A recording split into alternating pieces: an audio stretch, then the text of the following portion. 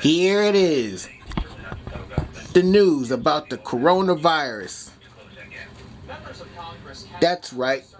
The news about the coronavirus. Ohio medical or business leader on the phone. They can write letters to the Trump administration, and they can introduce legislative solutions. All things Ohio's lawmakers have been doing. But there's still enough of a problem that some nurses have emailed our newsroom to say that Here it to is. get the protective equipment they need. The news about the coronavirus. That's right. The news about the coronavirus. That could scale up and transition or retool into personal protective equipment, but there is no sort of White House involvement in this. Democrats and Republicans disagree on who to point fingers at, but every lawmaker I've spoken with acknowledges that the federal government was not prepared for a crisis like this. And even though Congress has approved hundreds of billions of dollars to address the immediate shortage of PPE, a lot more will have to be done to be ready next time. My plan as we get through this is to really have the federal government be a partner in incentivizing essential public health manufacturing. All of these things now we rely on other countries, and we see now why we can't do that. In Washington, Taylor Popolars, Spectrum News.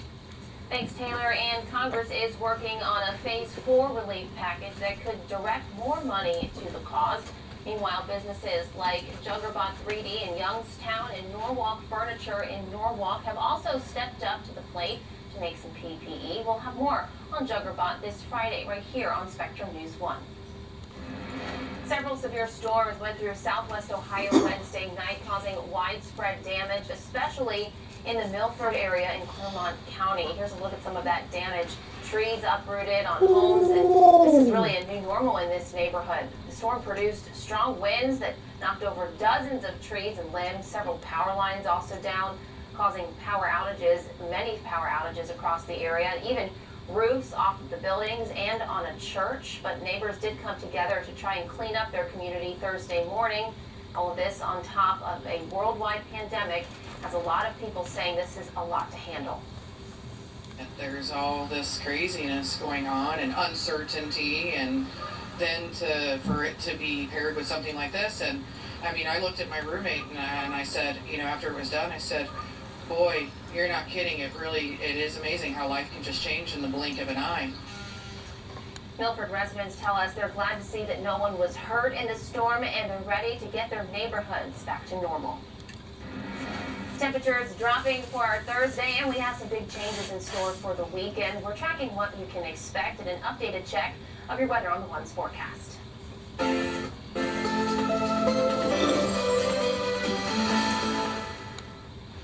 Hey Cleveland, Northeast Ohio, thank you for tuning in and watching us here on Spectrum News 1. I'm Andrew Kozak, meteorologist, and I'm going to bring you a complete look at your forecast for the next 24 hours and the weekend ahead. In the meantime, make sure to join me on Facebook at Andrew Kozak TV, at Andrew Kozak TV, same handle, on Twitter, Instagram, and on Snapchat. So perhaps you want to get outside. I don't know about yoga, but let's just say you want to get out and enjoy a little exercise.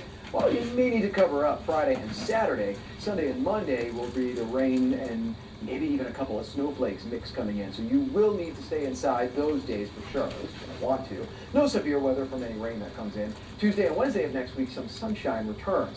The big story for a lot of us will be the dramatic change in temperature that we've seen. 70s and 80s just the other day. And now as we head into your Saturday, we even have some freeze watches and warnings in parts of the state. Not for us, we'll be cold and around freezing, but for folks with averages a little higher, especially south of I-70, it's certainly going to be a big shock to them. In the meantime, overnight we'll have late clearing and north gusty winds, northwest at times. Then decreasing clouds on Friday. So Friday actually visually won't be that bad of a day. A little cooler, blustery, wind chill throughout the day from the 40s will make it feel like it's in the 30s, so bundle up. And then this weekend, the good is that we start Saturday off very cold, but Saturday afternoon mild. The bad is that by Sunday, if you're hoping to get out and enjoy Easter Sunday, I know we all have to stay in, right? But if you were going to go out in the yard, Sunday's going to bring us some rain.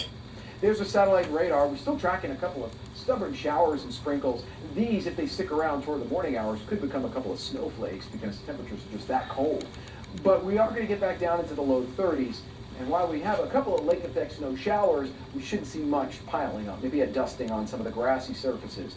That won't stick around. We'll have mixed skies on your Saturday and highs in the 40s. Saturday night, that's when things will get a little bit, Saturday morning I should say, things are going to get a little colder. We'll say upper 20s and low 30s, and then we'll be in the 50s for Saturday afternoon. So things are going to get better, a little milder, but we have to get through another at least 24 hours of cold. Skycast for Cleveland shows decrease in clouds, a little on the blustery side, with high temperatures in the 40s by the afternoon. Saturday's not bad, and then Sunday is when we'll have to watch for some of that rain coming in. So Saturday dry, Sunday wet. When we come back, we'll talk about your Friday in greater detail and have your 7-day plan. Right now, your Storm Track Doppler radar.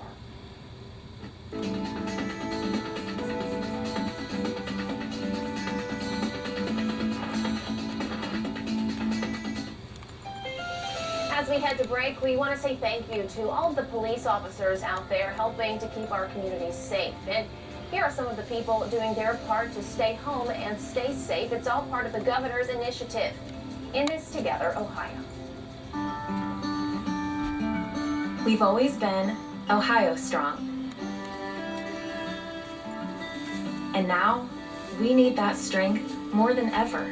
It's up to all of us to stay home, stay positive, and stay healthy. And even though right now we can't gather together, in Ohio, we will always stand together.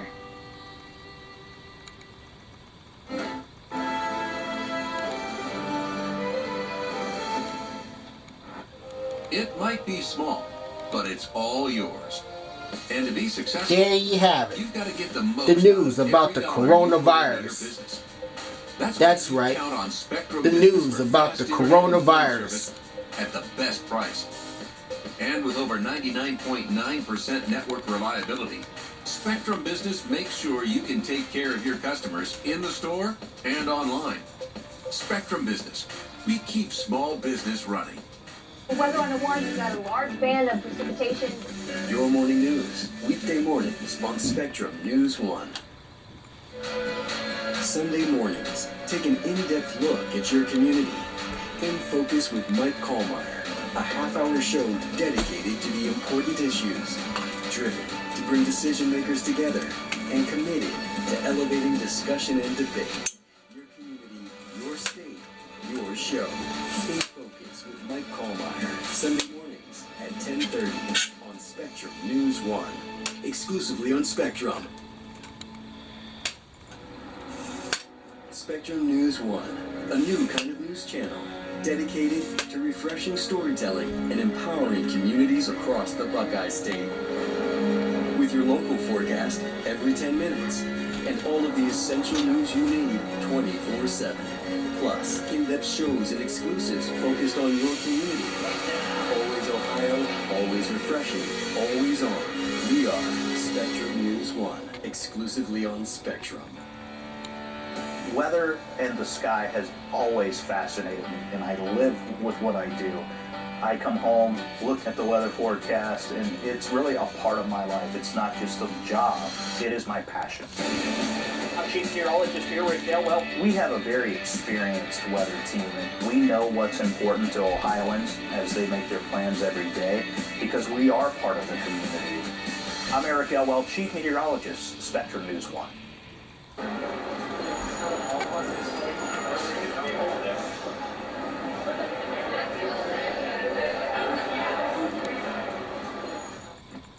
Deadly days in the COVID battle are projected this weekend, with peaks in the death toll and demand for hospital resources expected in the coming days. Current and emerging hotspots are preparing as best they can, while new numbers show another severe toll on the U.S. economy in the midst of crucial social distancing measures. Karen Kafer reports from Washington. As New York State sees some signs of relief, the hospitalization rate does suggest that it's coming down, and we are flattening the curve. the state's coronavirus death toll was up again Wednesday, and emerging hotspots are escalating preparations like Baltimore and Washington, D.C. We think that we're in a later wave of rising infections and hospitalizations, and that's what we're planning for. The White House Coronavirus Task Force also including Philadelphia in that group. City officials are more optimistic. The numbers still continue to rise, but really just in the past 2 or 3 days is the first time I'm starting to feel a little more optimistic that the steps we're doing to make a difference. Illinois saw cases rise Wednesday. In Chicago, a refrigerated warehouse has been set up to ease potential morgue overcrowding. The Labor Department, meanwhile, said another 6.6 million Americans filed for unemployment benefits last week. While President Trump is eager to get workers and the economy going again as early as May, medical experts warn against timelines. I'm concerned that we're setting dates and not listening to the virus. The virus is going to tell us when it's safe to open up again. Modeling from the University of Washington suggests a peak in the U.S. daily death toll this Sunday. In Washington, I'm Karen Kiva. Now is usually the time high school students are making those last-minute college visits to figure out which school is best for them. Still to come, how schools are providing an alternative for students as they fight to maintain their admission rates. While the end of the week is going to end up being a little quieter than the last couple of days, we are going to be under the big chill, at least compared to where we were. Gone are the 70s and 80s, highs on Fridays in the 40s. I'm Andrew Kozak. Stay with us. Your forecast is on its way.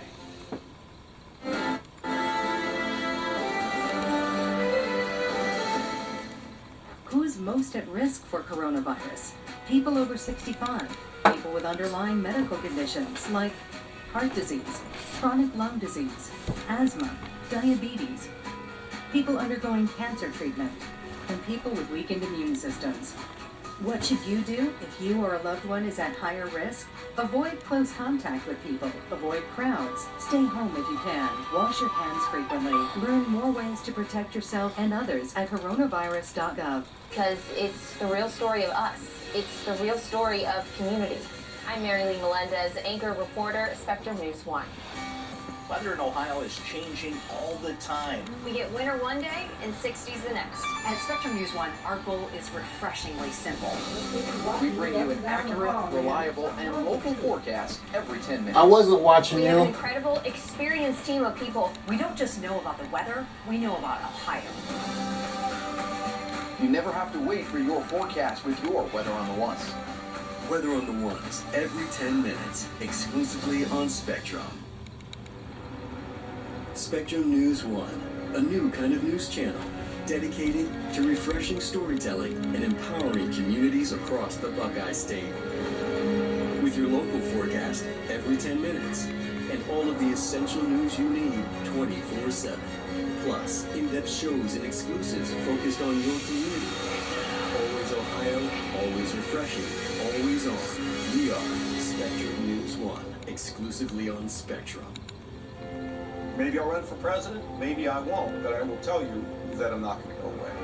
I don't think Michigan can become the Michigan of old. We're probably the first professional sports team in the world that was built by the fans. We're the biggest ice cream shipper in the nation, setting the standard for American ice cream. I get to live my dream. I mean, what could I ask for? Conversations, Sunday and Tuesday night at 9 on Spectrum News 1, exclusively on Spectrum.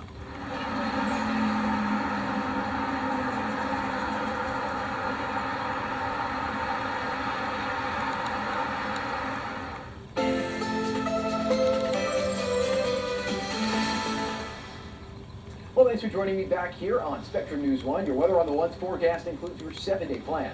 That's coming up in just about a minute 30. Let's go over what we can expect over the course of the next couple of days. And that's really cold temperatures.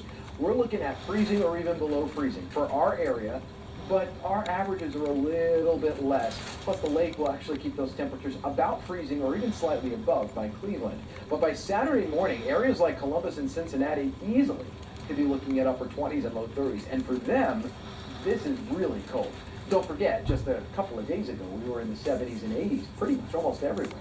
So this is a satellite radar. We're still lagging behind that front that came through and kind of changed everything, gave us the severe weather. We're still dealing with basically just this weak wind shift that's keeping our north winds, giving us a couple of showers, sprinkles, and even flurries. But we're dry Friday and Saturday. Sunday and Monday is when we'll get back in on some showers Most likely just plain old showers, but we could see a snowflake mixing in late Monday night as everything wraps up.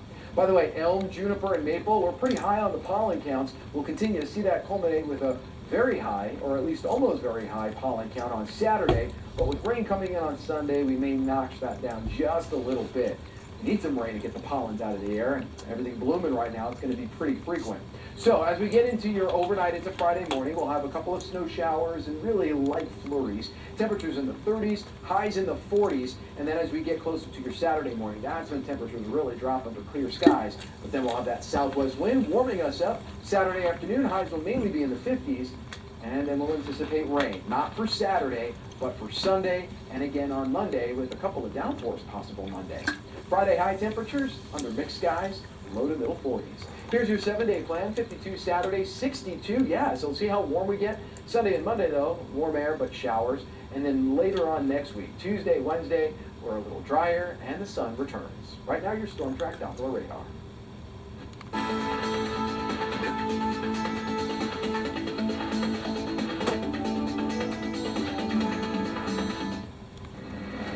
An Ohio State University financial review finds Jeffrey Epstein gave or pledged $336,000 to the school, money that will now be repurposed. OSU has announced it will donate the money to the Ohio Attorney General's Human Trafficking Initiative, according to the Columbus Dispatch. The university found the money from a thorough review of donations from Epstein and associated parties. These findings come almost 9 months after the university said it would review donations after Epstein was charged with exploiting and abusing dozens of teenage girls. Usually around this time, high school students are visiting colleges to figure out which school is the best fit for them. But since COVID-19 is forcing schools to close, colleges across the country are turning to online platforms to try and provide a similar experience. Our Tanisha Johnson has more. It's the second week of virtual campus visits for prospective Cedarville University students, so I decided to join them just to see what the experience would really be like. Students from all across the country have joined in, and while it may not be what they originally planned, it appears that they are making the most of it. Quickly logging on and heading to Cedarville University, virtually that is, I joined the chat room with students from as close as Michigan to as far away as Germany and Mongolia. Excited about the virtual option, students say this was perfect for helping them narrow down their college choices in spite of COVID-19 school closures. For years, the schools offered virtual tours, but this is the first year for virtual visits, allowing students to participate in live presentations, ask questions, and chat with other students. The goal? To create an experience as close to the real thing as possible. So far, school enrollment officials like Scott Denlou say it's going well. So on a typical day, like some of our busier individual visit days, we will see 20 to 25 guests and their families, which can be 75 to 100 people that will come for a visit. And we're now seeing similar numbers register. Taking virtual campus tours at their pace, Denlou says seeing the in-person numbers match online is encouraging because at one point, they were nervous about whether students would connect and also if they'd see a dip in enrollment. Right now, all the things that we've historically used to predict, it's a new day. We can't necessarily predict because everything has changed around us. Meeting via Zoom to talk about deadlines and scholarships, Assistant Director of Admissions Hope Strayer says the online option is filling a great need. Being able to stream something has taken a lot of the travel inhibitions away from students who wouldn't otherwise be able to come to visit. While most students who plan to attend in the fall have already visited campus, school officials hope they can offer in-person visits again soon. But for now, virtual visits will have to do. For Spectrum News, I'm Tanisha Johnson. New in our next half hour, the number of Ohioans applying for unemployment continues to rise with many more expected. Some are receiving benefits while others are being denied. So just when will that relief come for those who need it most? That story is coming up next. But first, it's time for Ohio Voices.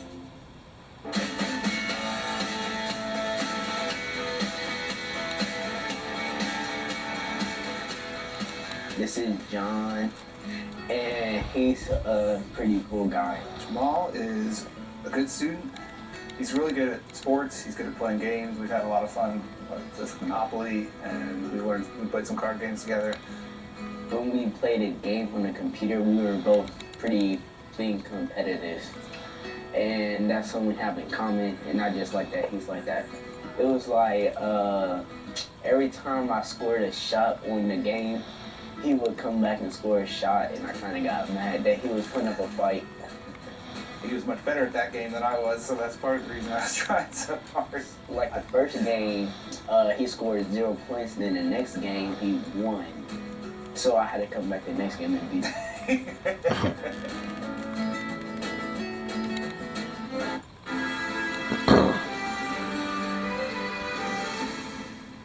Voting is more than just casting your ballot. There you have it. The news about the coronavirus. We want to empower you with That's right. community issues so that The news about the coronavirus. on Spectrum News 1. It changed my life. Prior to that time, I've always been a good father, but I rarely